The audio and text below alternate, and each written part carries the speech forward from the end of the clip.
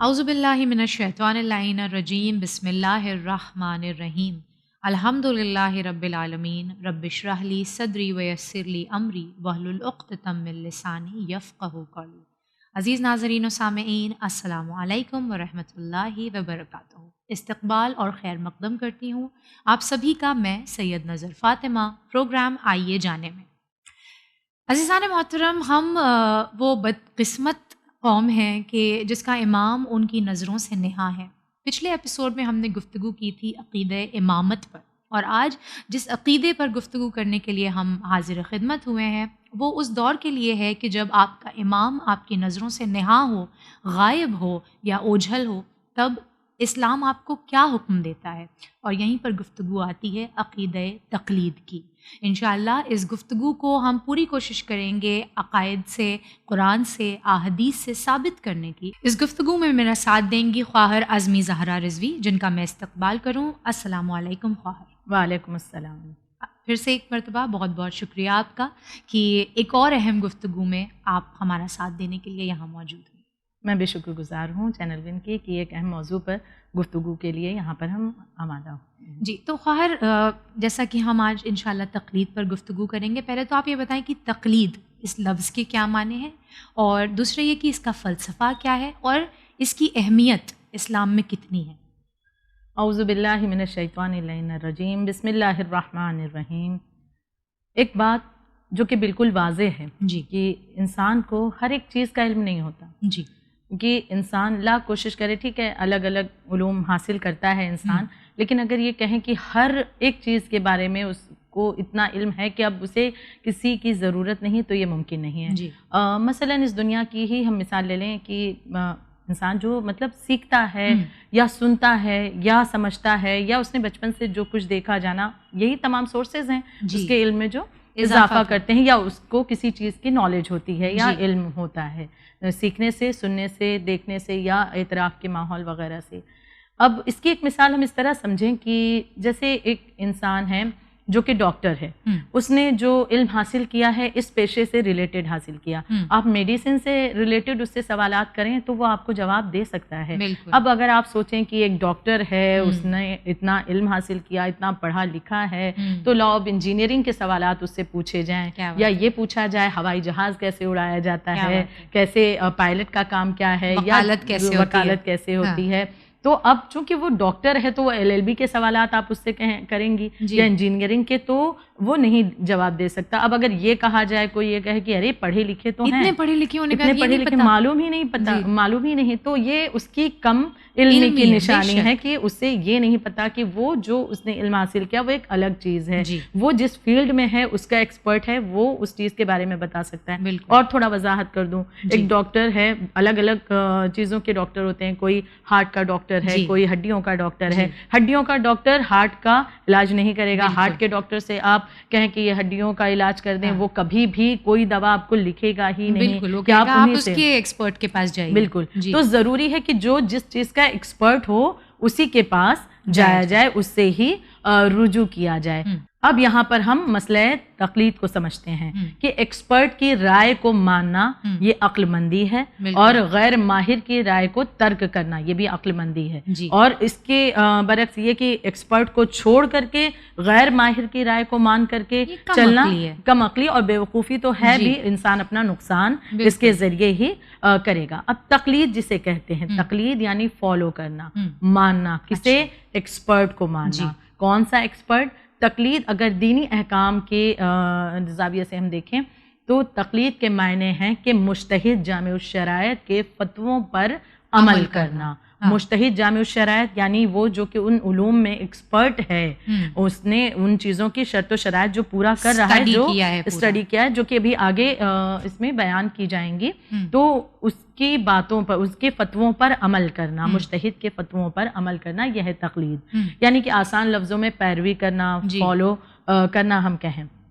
اب یہاں پر ایک بات اور بھی یہ پیش کرنا چاہوں گی کہ مجتہد جامع الشرائط کی جو ہم تقلید کرتے ہیں، یہ بے حد ضروری اس لیے بھی ہے کیونکہ پروردگار عالم کا حکم ہے اور ایک سسٹم پورا چلا آیا ہے کہ جیسے کہ ہم نے پچھلے ایپیسوڈ میں امامت کے حوالے سے گفتگو کی تھی کہ اللہ نے انبیاء کرام کو بھیجا، خاتم الانبیاء تک سلسلہ آیا، ان کے بعد امامت کا سلسلہ شروع ہوا. اب امامت جبکہ اس دور میں ہے ہمارے 12ویں امام کے، آپ پردہ غیب میں ہیں، تو اب ایسے میں بھی رہنمائی کی ضرورت ہے. اللہ اس قوم کو یوں ہی نہیں چھوڑ دیتا. یا امام نعوذ باللہ من ذالک کی اپنی اس امت کو کیا ایسے ہی اندھیرے میں چھوڑ دیتے؟ بے شک انتظامات اللہ کی طرف سے، اور معصومین نے ہمیں اس چیز کا حکم دیا ہے کہ ایسے دور میں ہم پر واجب ہے تقلید کرنا، یعنی مجتہد کے فتووں پر عمل کیا جائے، کیونکہ ان کے پاس وہ علوم موجود ہے کہ جس کے ذریعے سے وہ قرآن و اہل بیت کی بتاوی باتیں، قرآن کا جو حکم ہے، روایات وغیرہ ہر ایک چیز کا جائزہ لے کر کے ہمیں کسی مسائل کا حل یا نتیجہ بتاتے ہیں. کیونکہ قرآن اپنے آپ میں، نعوذ باللہ، میرا یہ کہنے کا مطلب نہیں کہ قرآن کافی نہیں ہے، بٹ میرا کہنے کا یہ مطلب کہ جیسے جیسے ماڈرن ٹیکنالوجیز ایڈوانسمنٹ لے رہی ہیں، زمانہ بدل رہا ہے، تو ان چیزوں کو اچھے سے شگاف کر کے ان میں سے علوم باہر نکالنے والا ہمارے درمیان پوشیدہ ہے اس وقت. تو اس لیے بہت ضروری ہے کہ کوئی ایسا ہو جو ان چیزوں کو اسٹڈی کر کے اور بدلتے ہوئے زمانے کے اعتبار سے آپ کو صحیح اور غلط بتا سکے. جی بالکل ضروری ہے. اور بلکہ ہم یہ کہہ سکتے ہیں کہ دین کتنا مظلوم ہے کہ ہر کوئی اٹھ کر کے مسئلے بیان کرنے لگتا ہے، ہر کوئی اٹھ کر کے دین کی باتوں کو بیان کرنا جو کہ اسے خود علم نہیں ہے، وہ اپنی رائے کے اعتبار سے، جبکہ شیعہ عقائد کے اعتبار سے تقلید رائے یا قیاس آرائی کا نام نہیں ہے، بلکہ تقلید مکمل علم کے بنا پر، وہ بھی ایسا علوم جس کا بھی میں ذکر کروں گی آپ کے سامنے کہ اس علوم کو، یعنی آسان نہیں ہے انسان کے لیے تقلید ہم جس کی کر رہے ہیں، وہ ہمیں اپنا جو بھی وہ اپنے فتوے بتا رہے ہیں وہ اپنے مفاد کے لیے نہیں بلکہ وہ اپنی ذمہ داری سمجھتے ہوئے امت کو آگاہ کر رہے ہیں. لیکن افسوس ہوتا ہے کہ بہت سے ایسے افراد ہیں جو کہ علم نہ ہوتے ہوئے بھی اٹھ کھڑے ہوتے ہیں، دین کو اتنا مظلوم بنا کر رکھ دیا ہے کہ ہر کوئی اٹھ کر کے اپنی رائے پیش کرنے لگ جاتا ہے، جبکہ اسے ان چیزوں کے بارے میں ذرا سا بھی علم نہیں، اور باتیں بڑی کر دی جاتی ہیں. انہیں بھی توجہ دینے کی ضرورت ہے اس موضوع پر بہت زیادہ. اب یہی میرا اگلا سوال کہ جب تقلید کوئی نہیں کر رہا ہے، یا یوں کہہ لیجئے کہ اگر حج، روزہ، نماز، زکوٰۃ یا دیگر جو ایسے احکام ہیں روزمرہ کے، ان پر عمل کرنے کے لیے ہم کس کی طرف رجوع کریں؟ کیا تقلید ہی ایک راستہ ہے؟ شرعی طور پر ہماری ذمہ داری ایسے عالم میں کیا بنتی ہے؟ بہت ہی اہم سوال ہے کہ روزمرہ کے جو ہمیں مسائل پیش آتے ہیں، ہمارے نماز، روزہ، حج ہے، یعنی اسلام دیکھیے وہ دین نہیں ہے کہ بس ہم نے کہہ دیا اللہ ایک، پنجتن پانچ، رسول اللہ ان کے نبی ہیں، مولا علی ان کے ولی، اصول دین ہے. اور یہ بھی بہت اچھی بات آپ نے کہی، اصول دین یہ بھی واضح رہے کہ اصول دین میں تقلید حرام ہے. اصول دین میں تقلید نہیں کی جا سکتی، یعنی توحید، عدل، نبوت، امامت، قیامت، اس کا تعلق ہمارے عقیدے سے ہے، اس کا تعلق عمل سے نہیں ہے. کسی مرجع سے اس کا یعنی کوئی ٹیچر ہمیں سکھائے، کوئی عالم کہے کہ اللہ ایک ہے تب ہم مانیں گے، نہیں. ہاں وہ بچوں کو پڑھایا جاتا ہے، بیٹا بولو اللہ ایک ہے، اور رٹایا جاتا ہے، وہ ایک الگ سی بات. لیکن یہ نہیں کہ ہاں فلاں عالم کہہ رہے ہیں اللہ ایک ہے اس لیے مان رہے ہیں، فلاں یہ کہہ رہے ہیں کہ یہ نبی کا ہونا ضروری ہدایت کے لیے اس لیے ہم مان رہے ہیں، فلاں کہہ رہے ہیں کہ ہاں بعد نبی امامت کا سلسلہ. تو امامت، نبوت، قیامت ہے یا اللہ کا عدل ہے، اصول دین میں اصول دین ٹوٹل فروع دین. جی تو اصول دین میں تقلید حرام، بالکل حرام ہے، اس میں کسی کی تقلید نہیں. وہ ہمارے عقائد سے، عقیدے سے تعلق ہے کہ ہمیں اپنی عقل کے پیمانے پر آ کر کے ان باتوں کو سوچنا ہے. آتا جو مسئلہ ہے تقلید کا یہاں پر کہ نماز، روزہ جو بھی ہماری عبادات ہیں، فروع دین کی یہ تمام کچھ چیزیں ہیں، اور آج کل کے روزمرہ کے مسائل، بہت سے ایسے مسائل ہیں جو نبیوں کے دور میں نہیں تھے، معصومین کے دور میں نہیں تھے. آج ہم موبائل فون استعمال کرتے ہیں، اس سے ریلیٹڈ بہت سے مسائل ہو سکتے ہیں، جو ہم ٹی وی پر دیکھتے ہیں، جو ہم نیٹ پر دیکھتے ہیں، ان سے متعلق کیا حکم ہے، حکم شرعی کیا ہے، کیا ہمیں بتایا جا رہا ہے. بہت سی چیزیں ہیں انسان اپنی زندگی میں، بینکنگ کے مسائل ہیں، تو بینکنگ کے مسائل جو پچھلے زمانوں میں نہیں تھی، تو اب ہم کس سے پوچھیں؟ یہ کون ہمیں بتائے گا؟ تو کوئی ایکسپرٹ ہونا چاہیے نا. اب جو سوال آپ کا ہے کہ کیا تقلید ہی واحد راستہ ہے؟ ٹھیک ہے، تقلید واحد راستہ نہیں ہے، دو اور راستے بھی ہیں، ٹوٹل 3 راستے ہیں. یعنی کہ دینی احکام حاصل کرنے کے 3 راستے ہیں. ان کی میں وضاحت کروں اس سے پہلے ایک بات اور کہنا چاہوں گی کہ جیسے آغاز میں آپ نے کہا کہ یہ دور غیبت امام وقت ہے. اب اس دور میں ہم پر جو فریضے ہیں وہ یہ 3 جو بھی بیان ہیں. لیکن اس سے پہلے اگر ہم دیکھیں کہ جب امام زمانہ عجل اللہ تعالی فرجہ الشریف کا دور وہ تھا کہ غیبت صغرا کا وقت، تو 4 نائب تھے، تو کیا کرائٹیریا تھا اس وقت کہ یہ 4 نائب اگر کسی کو کوئی مسئلہ پیش آتا تو وہ ان کے پاس جاتے اور وہ 4 نائب امام سے دریافت کر کے پوچھ کر کے انہیں مسئلے مسائل بیان کیا کرتے تھے۔ اب جب غیبت صغرا ختم ہوئی، سٹارٹ ہوئی غیبت کبریٰ، اور اس دور میں ہم غیبت کبریٰ میں ہیں، تو اب چونکہ وہ 4 نائب بھی نہیں ہیں اور امام تک پہنچنا تو آسان بھی نہیں ہے، تو ہمارے لیے کیا ضروری ہے کہ امام نے خود ہمارے لیے کچھ حجت کچھ لوگوں کو قرار دیا، ان علماء کو کہ جو عالم ہیں، جو مجتہد ہیں، جن کے فتووں پر عمل کر کے ہم اپنی شرعی ذمہ داری کو پورا کر سکتے ہیں۔ اب اس سوال کی جانب جو آپ کا سوال تھا کہ کیا فقط کیا اونلی ایک ہی راستہ تقلید کا ہے؟ دینی احکام حاصل کرنے کے 3 راستے ہیں۔ پہلا تو ہے اجتہاد کرنا۔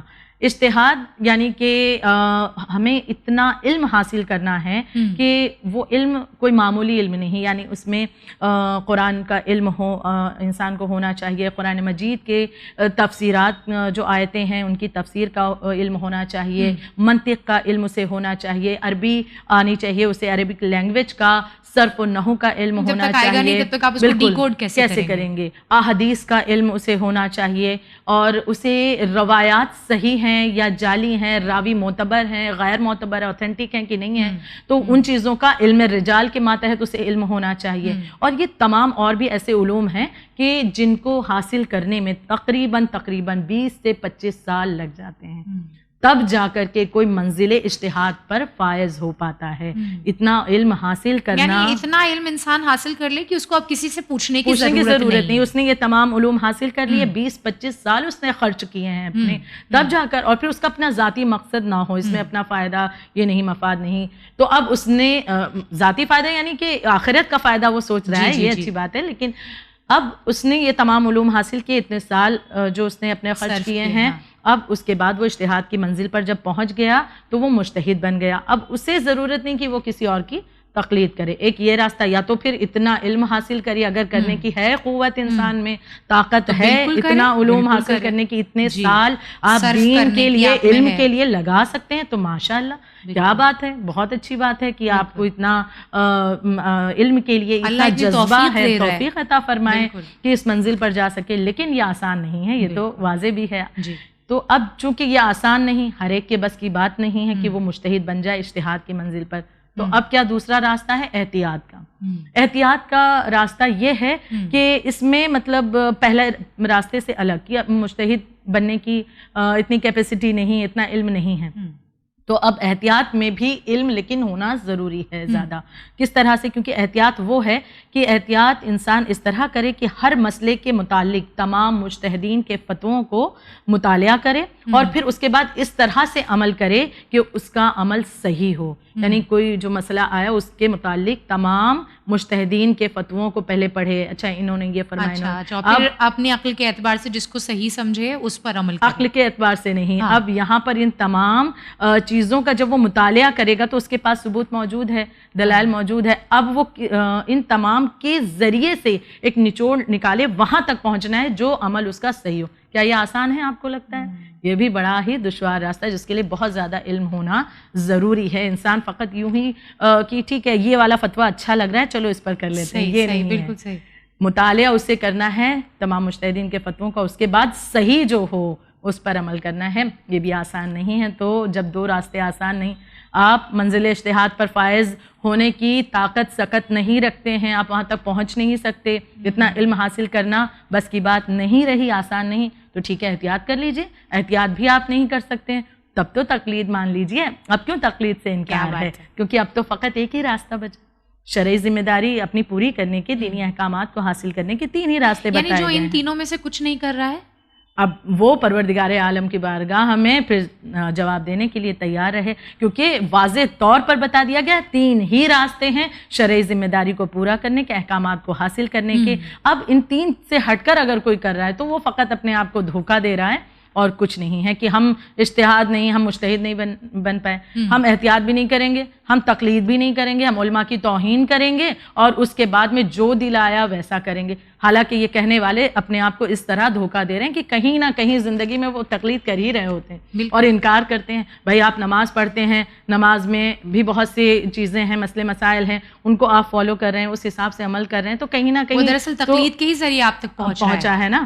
نکاح ہے, نکاح پڑھا جا رہا ہے, نکاح کا طریقہ ہے, یا طلاق وغیرہ کے مسئلے یا جو بھی ہیں, تو آخر آپ جب وہ زندگی میں آپ کی فیس آپ کو کرنا پڑتا ہے, درپیش ہوتے ہیں معاملات, تو پھر اسی حساب سے آپ عمل کرتے ہیں کہ نہیں کرتے ہیں؟ بالکل کرتے ہیں. تو اب جب آپ کر رہے ہیں تو اس کو انکار کیوں کر رہے ہیں کہ ہم تقلید میں نہیں؟ یعنی ایک یہ فتنہ ہے, لیکن واضح ہے کہ دینی احکام کو حاصل کرنے کے فقط یہی تین راستے, اجتہاد, احتیاط یا پھر تقلید کرنا. تو خواہر اگر تقلید اتنا اہم مسئلہ ہے تو پھر یقیناً اس کے دلائل بھی موجود ہوں گے, اور اگر میں آپ سے کہوں کہ آپ قرآن اور احادیث میں اس کے جو دلائل موجود ہیں ان کا یہاں پر ذکر کریں تو آپ کیا ذکر کریں؟ بے شک تقلید ایک اہم مسئلہ ہے اور جس پر توجہ دینا ہے, کیونکہ ہم جب اجتہاد نہیں کر سکتے, آسان نہیں, احتیاط نہیں, تو فقط ایک ہی راستہ تقلید کا. اور تقلید دراصل ہے کیا؟ تقلید تو ایک وسیلہ ہے. جی, وسیلہ کیسا؟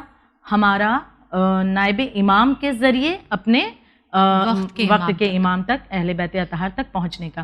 جیسے کہ اللہ تک پہنچنے کا وسیلہ محمد و آل محمد ہیں, اسی طرح محمد و آل محمد تک پہنچنے کا وسیلہ یہ علماء ہیں, جن کے ذریعے سے ہم اپنے امام تک پہنچ رہے ہوتے ہیں اور امام کی باتیں ہم تک پہنچ پاتی ہیں, ان چیزوں کو جان پاتے ہیں.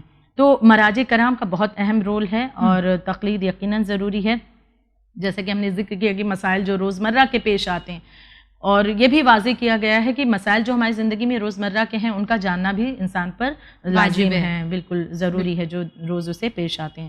اور اس سے پہلے کہ میں دلائل پیش کروں, اس بات کا بھی ذکر کرنا چاہوں گی کہ سب سے زیادہ مجتہدین کا جو سسٹم, جو کہتے ہیں مجتہد کو نہیں ماننا, معصومین کو مانتے ہیں, ہر ایک امام سے محبت کا, بہت سے ایسے افراد ہیں دعویٰ کرتے ہیں ارے نہیں ہم اپنے پہلے امام سے محبت, دوسرے امام سے, تیسرے امام سے, چوتھے, پانچویں, چھٹے امام, پورے 12 اماموں سے محبت. اور ہمارے چھٹے امام سب سے زیادہ مجتہدین کا جو سسٹم بنایا ہمارے امام جعفر صادق علیہ السلام نے, اور تقلید سے متعلق سب سے زیادہ احادیث جو پہنچی ہے ہم تک کے وہ ہمارے 11ویں امام امام حسن عسکری علیہ السلام. کیونکہ عنقریب غیبت کا زمانہ تھا, تو آپ جانتے ہیں کہ کیا مسائل اٹھ کھڑے ہوں گے, تو لوگوں کے لیے آپ نے ان چیزوں کو واضح کیا ہے.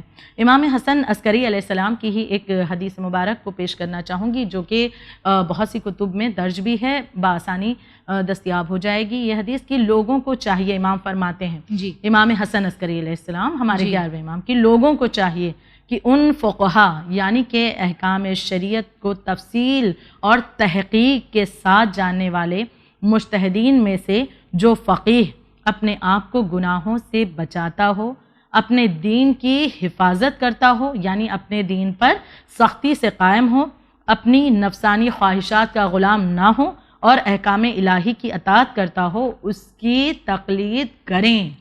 صاف الفاظ میں, بالکل صاف. اور یہ احتجاج طبرسی والیوم 2 پیج نمبر 263 میں یہ حدیث موجود ہے. یہ ہماری کتاب ہے, بالکل. تو اس میں موجود ہے یہ کہ ہر ایک انسان معلوم کر سکتا ہے.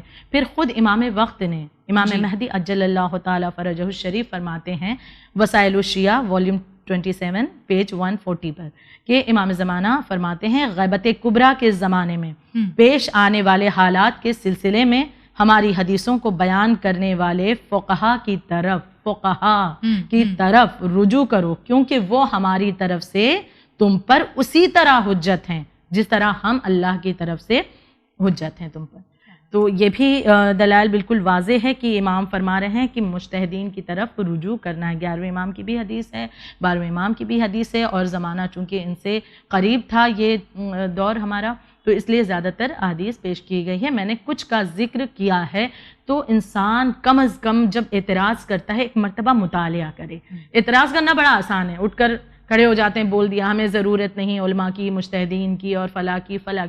توہین کرنا آسان ہو گیا ہے, ایک ٹرینڈ چل پڑا ہے. بالکل. لیکن یہ بڑا مشکل ہے کہ تحقیق کیا جائے, پتہ کیا جائے. ایک بار مطالعہ کریں, کم سے کم جاننے کی کوشش کریں. اگر آپ کے بس کی بات نہیں تو کسی علماء سے, کوئی بھی ایسے عالم, آپ تقلید ابھی نہیں کر رہے ہیں تو کم سے کم رجوع کر کے ان سے ایسی حدیثوں کو جاننے کی کوشش کریں تاکہ آپ کے علم میں بھی اضافہ اور حق کی طرف تو آ سکیں.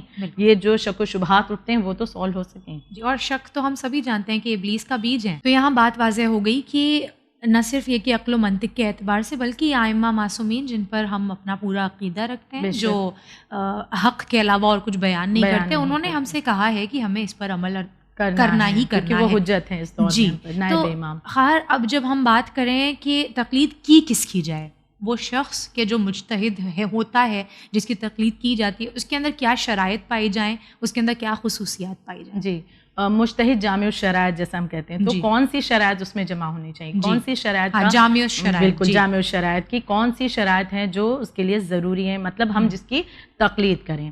تو توضیح المسائل میں بھی اسے پیش کیا گیا ہے. بڑی واضح بات ہے کہ جس کی تقلید کی جانی ہے اس مجتہد کے اندر یہ پھر سے لیتے ہیں لائن,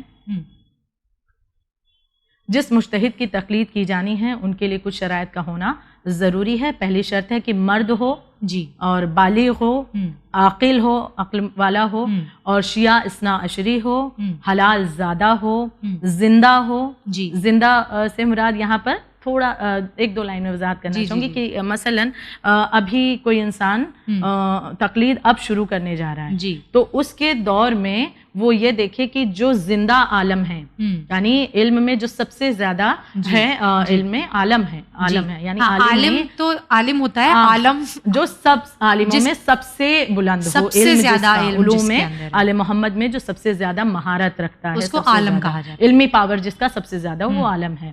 تو لہٰذا وہ اس وقت زندہ ہو, یعنی یہ نہیں کہ ابھی جب وہ تقلید شروع کر رہا ہے, ایک انسان ارادہ کر رہا ہے کہ ابھی میں بالغ ہوا, 15 سال کا مثلا لڑکا ہے, اب وہ سوچ رہا ہے مجھے تقلید کرنا ہے, تو اب مثلا اس دور گزرے ہوئے جو پہلے فوت ہو چکے ہیں تو اب ان کی طرف نہیں بلکہ اس وقت جو زندہ عالم ہیں, زندہ ہیں اور جو عالم بھی ہیں ان کی طرف وہ رجوع کرے گا. تو اس لیے زندہ کی شرط رکھی گئی ہے. اور عادل ہو, اور عادل سے مراد یہ ہے کہ ایسا شخص ہو جو تمام واجبات کو انجام دے, حرام کاموں سے اب پرہیز کرے, اور اس کا اخلاق ایسا ہو, عدل اس کا ایسا ہو کہ بظاہر بھی ایک اچھا شخص ہو, اور اس کے پڑوسی, اس کے ہمسایہ وغیرہ سے اگر اور ہم نشینوں سے اس کے بارے میں دریافت کیا جائے تو اس کے بارے میں اچھا ہی بیان کریں, اس کے عدل کے بارے میں. تو یہ عدل کی بھی نشانی ہے. تو یہ تمام جو شرط پیش کی گئی ہیں شرائط, تو ان کا خیال رکھنا ہے. مرد ہو, بالغ ہو, عاقل ہو, شیعہ اثنا عشری ہو, حلال زادہ ہو, زندہ ہو, عادل ہو, ان تمام شرطوں کا مجتہد میں ہونا ضروری ہے جس کی تقلید کی جانی ہے. تقلید کرنے کا پھر طریقہ کیا ہے, اور مرجع کے جو فتویٰ آتے رہتے ہیں, صادر ہوتے رہتے ہیں, انہیں حاصل کرنے کا کیا طریقہ ہے؟ تقلید کرنے کا طریقہ یہی ہے کہ ایک انسان جو کہ بالغ ہے, عاقل ہے, عقل رکھتا ہے, بالغ ہو چکا ہے, تو اب اس کے لیے ضروری ہے کہ وہ کسی مجتہد جامع شرائط کی تقلید کرے. اب تقلید کس طرح سے کہ اس میں وہ یہ دیکھے, جیسے کہ ابھی ہم لوگوں نے جو شرائط بیان کی, شرائط اور علوم آل محمد میں وہ عالم ہوں, ابھی جو ہم لوگوں نے بات کی ہے, اور یعنی کہ سب سے زیادہ علمی پاور اس کے پاس موجود ہو, تو وہ ایسے کے بارے میں تحقیق کرے, پتہ کرے کہ ایسا کون ہے اس دور میں کہ جو ان تمام شرائط پر کھرا اترتا ہے. تو اس کے لیے وہ کیا کرے کہ یا تو علماء سے رجوع کرے جو اس کے علاقے کے یا آس پاس کے ہیں, ان سے معلوم کرے, یا عادل شخصیات سے پوچھے, یا ایسا شخص جس کی بات پر اسے یقین ہو کہ وہ صحیح اسے بتائے گا, خبر دے گا, تو ایسے لوگوں سے ان کے بارے میں, یعنی کہ سب سے زیادہ علمی پاور جس کے پاس ہے اس کے بارے میں اسے تحقیق کرنا ہے, پتہ کرنا ہے. اور پتہ کرنے کے لیے اسے کیا ضرورت ہے کہ علماء سے جو بھی اس کے آس پاس میں ہیں, اطراف میں ہیں, ان سے معلوم کرے کہ کون سے مجتہد ہیں جو کہ عالم ہیں یا ان شرائط پر کھرے اترتے ہیں, جو عالم ہیں, جن کی مجھے تقلید میں کرنا چاہتا ہوں, اس لیے میں تحقیق کر رہا ہوں یا کر رہی ہوں. یا پھر کوئی عادل شخصیات ہوں جن کے ذریعے سے اس بات کے بارے میں وضاحت ہو جائے, یا ایسا شخص جس کی بات پر اطمینان ہو. تو اس طریقے سے وہ تحقیق کرے, اور تحقیق کرنے کے بعد جب اسے اطمینان ہو جائے تو بس پھر اس کے بعد وہ نیت کر لے کہ اب جو بھی مسائل ہیں, جو بھی درپیش ہوں گے, مجھے ان کے فتووں پر عمل کرنا ہے پوری زندگی, اور جب بھی کوئی مسئلہ آسان پڑے تو ان کے علاوہ کہیں اور یعنی. اب جیسے کہ آپ نے اسی میں دوسرا سوال پوچھا ہے کہ مرجع کے فتووں کو حاصل کرنے کا طریقہ کیا ہے. ہم نے تحقیق کر لی, ہمیں پتہ چل گیا فلاں مرجع جو ہے عالم ہے. مثلا اس دور میں کوئی بچہ ہے یا بچی ہے, اب اسے 9 سال کی عمر میں لڑکی بالغ ہو گئی, اب اس کے لیے تقلید کرنا ہے. 15 سال میں لڑکا عموماً کہ بالغ ہو گیا تو اسے تقلید کرنا ہے. تو اس دور میں ہم نے پتہ کیا, تو چلیے ایک مثال مثلا آیت اللہ سیستانی جی ان کی طرف اب رجوع کرنا چاہتے ہیں، معلوم ہو گیا، تحقیق ہو گئی، ان کی تقلید کی نیت کر لی، لیکن اب جو مسئلے درپیش ہیں کیسے معلوم کریں ان کا فتویٰ؟ تو اس کے لیے مرجع کے فتووں کو حاصل کرنے کے 4 راستے ہیں. اچھا جی، پہلا راستہ ہے کہ خود مجتہد سے ان کا فتویٰ سننا، یعنی خود یا تو ان سے سنیں، اس کے لیے ضروری ہے کہ انسان ان کے قریب ہو، اس وہاں جہاں وہ رہتے ہیں وہاں پر وہ موجود ہو. ایک راستہ یہ ہے. اگر یہ ممکن نہیں تو دوسرا راستہ ہے کہ 2 عادل اشخاص سے سننا، یعنی 2 عادل جو سچ بولتے ہیں، اعتبار ہے، اور کہ وہ غلط بیانی نہیں کریں گے، صحیح بات آپ تک پہنچائیں گے. تو ایسے 2 عادل اشخاص سے سننا جو مجتہد کا فتویٰ بیان کریں. تیسرا راستہ کہ مجتہد کا فتویٰ کسی ایسے شخص سے سننا جس کے قول پر اطمینان ہو. یعنی ایک ہی ہے، کوئی عالم ہے، کوئی مولانا ہے، کوئی معلم ہے، یا کوئی ایسا کہ جس کی بات پر ہمیں اطمینان ہے کہ یہ ہمیں صحیح بتا رہے ہیں. تو ایسے پر جس پر ہمارا اطمینان ہو ان سے بات کو سننا، مجتہد کا فتویٰ جاننا. یا چوتھا اور بہت ہی آسان ہے کہ مجتہد کی کتاب توضیح المسائل سے سب سے آسان پڑھنا، کہ ہر ایک گھروں میں اس کتاب کا ہونا ضروری بھی ہے کہ ہر ایک مسئلہ ہر وقت ہمارے پاس بقیہ جو ذرائع ہیں وہ موجود ہوں، یہ ضروری نہیں ہے، لیکن کتاب تو آپ کے گھر میں موجود رہے گی، تو آپ کو جو بھی مسائل درپیش ہیں. اور پھر آج تو ماشاءاللہ انٹرنیٹ نے بہت حد تک چیزیں سنبھال رکھی ہیں. بالکل انسان تحقیق کرے اور بس یہ خیال رکھے کہ ہم نے جس کی تقلید کی ہے اس مجتہد کے ہی فتووں کو ہمیں ماننا ہے. اب وہ اس میں بھی بڑی باتیں آ جاتی ہیں، کچھ الگ الگ مسائل ہیں، لیکن وہ ایک الگ سی ڈیٹیل بحث ہے. لیکن عام طور پر یہ نہ ہو کہ ہمیں اچھا لگ رہا ہے کہ یہ جو کام آسان لگ رہا ہے تو چلیے اس مسئلے کے لیے ان کو رجوع کر لیتے ہیں، چھوڑ کر کے ان کو نہیں. جہاں پر وہ آپ کو اجازت دیں گے ان کے مسئلوں میں ایسا بیان کیا جائے گا، جہاں پر اجازت آپ کو دی جا رہی ہے دوسرے ایک مسئلے میں دوسروں کو رجوع کرنے کی، آپ صرف اس میں ہی کر سکتے ہیں، وہ ان میں بیان کیا جاتا ہے. لیکن یہ نہیں کہ ہم اپنی مرضی یا اپنی رائے یا اپنی قیاس، یعنی تقلید اپنے آپ میں ایک بہت ڈیٹیلڈ گفتگو ہے، ہم نے آج اور امپورٹنٹ بھی ہے اور آسان بھی ہے. اگر انسان سمجھے تو آسان بھی ہے کہ ہمارے مسائل کو بڑا آسان کر رہی ہے، زندگی کو آسان کر رہی ہے. یعنی ہم اپنی شرعی ذمہ داری کو بڑی آسانی کے ساتھ، ہم مجتہد نہیں ہوئے، ہم احتیاط نہیں کر سکتے، تو بس فالو کرنا ہے اور آسانی سے شرعی ذمہ داری کو ہم پورا کر سکتے ہیں. اگر اس کو چھوڑا، یہ 3 راستے چھوڑ دیے، تو پھر خدا کی بارگاہ میں وہ انسان جواب دے رہے کہ وہ خدا کو کیا جواب دے گا کہ وہ کس طرح سے شرعی ذمہ داری کو پورا کرتا رہا، جبکہ یہی 3 راستے ہیں اور کوئی نہیں. بہت بہت شکریہ خواہر آپ کا. انشاءاللہ اللہ ہم سبھی کو بہترین طور پر ان تمام باتوں پر عمل کرنے کی توفیق الہی آمین. عزیزان محترم، یہ تھا ہمارا پروگرام آئیے جانے کا تقلید کے ماتحت، جہاں ہم نے گفتگو کی کہ دور غیبت میں کس قدر تقلید ہمارے لیے نہ صرف یہ کہ اہم ہے بلکہ ایک طرح سے واجب ہے، اور کس طریقے سے اگر ہم وہ 3 طریقے جو خواہر نے ابھی بیان کیے کہ ہمارے روزمرہ کے احکام جو ہماری زندگی میں ہوتے ہیں ان پر عمل کرنے کے لیے جو ہمارے پاس سامنے ہیں، ان میں سے اگر کسی ایک پر ہم نہیں عمل کر رہے ہیں تو پھر اللہ کی بارگاہ میں جواب دینے کے لیے ہمیں تیار رہنا ہوگا. پروردگار عالم ہمیں توفیق دے کہ ہم اس کے دین پر بہتر سے بہتر طریقے سے عمل پیرا ہو سکیں. اسی کے ساتھ میں سید نظر فاطمہ لیتی ہوں آپ تمام سے وداع. انشاءاللہ آئیے جانے میں پھر اور کوئی شیعہ عقائد لے کر حاضر خدمت ہوں گے. تب تک کے لیے دیکھتے رہیے چینل ون. فی امان اللہ.